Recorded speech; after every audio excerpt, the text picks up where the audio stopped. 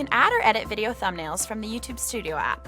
To do this, open the YouTube Studio app, tap Menu, then tap Videos. Select the video you want to edit, and then tap Edit, Edit Thumbnail.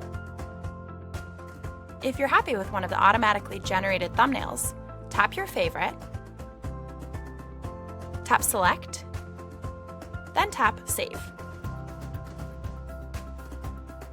If you want, you can also upload a custom thumbnail from an image on your device by tapping Custom Thumbnail. If you choose to upload your own thumbnail, there are a few file recs you want to keep in mind.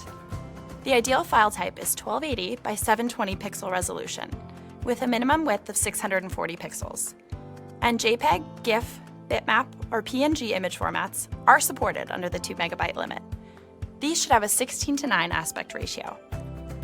Once you're happy with the thumbnail you've chosen, confirm your selection by tapping Select. Finally, tap Save. If you'd like to learn more about what you can do with the YouTube Studio app, check out the link in the description below. And that's it. Subscribe for more YouTube tips and tricks.